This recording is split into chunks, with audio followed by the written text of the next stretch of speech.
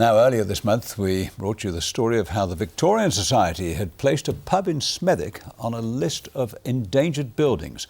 The Waterloo Hotel, built by Mitchells and Butler in 1908, but it's been closed since 2010.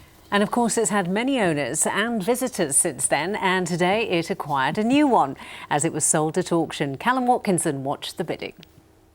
We're now coming to lot 22, the Waterloo Hotel, Shireland Road, Cape Hill, Smethwick, a prominent freehold and historic Grade 2 listed former pub premises, as you can see, in need of extensive repair and restoration, but having a number of the features that it was built with. You can see what the guide is. It ought to be far more than that. Start me at, what, say 100,000?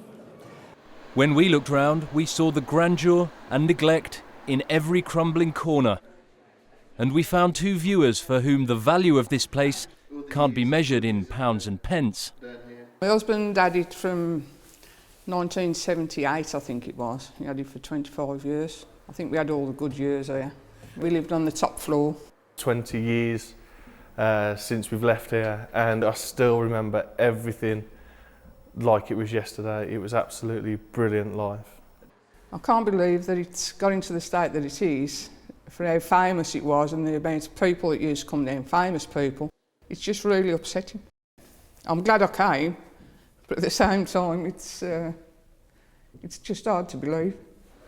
This month, the Victorian Society named the Waterloo as one of Britain's most endangered buildings, but they're more upbeat than its former landlady about the care it needs. I'm less dismayed than I thought I would be, because we'd heard terrible things about the damage that's been done by vandalism, thieves, rainwater. And there is damage, but it's retrievable. The majority of the fabric of the interior is pretty intact.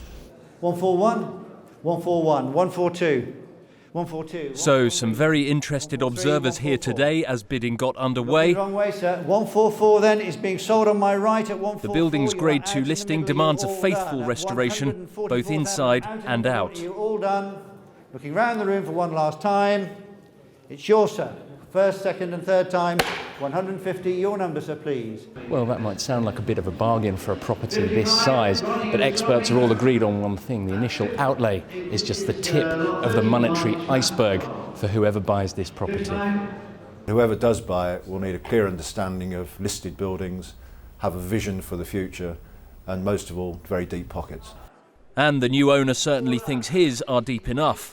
When we contemplated the price, we took all that into consideration. I know a little bit of Grade 2 listed buildings, but what attracted me, as I said to you, the character of the building, and I admire the Victorian buildings in any event. I've got a great love for them. It's into contemplation as to what we're going to do with the property at the moment. At the moment, I'm just pleased that we have been able to secure the property. It may be some time before his plans come to light, but whatever he does with it, the Victorian Society and the Fields will be watching closely. Callum Watkinson for Central Tonight.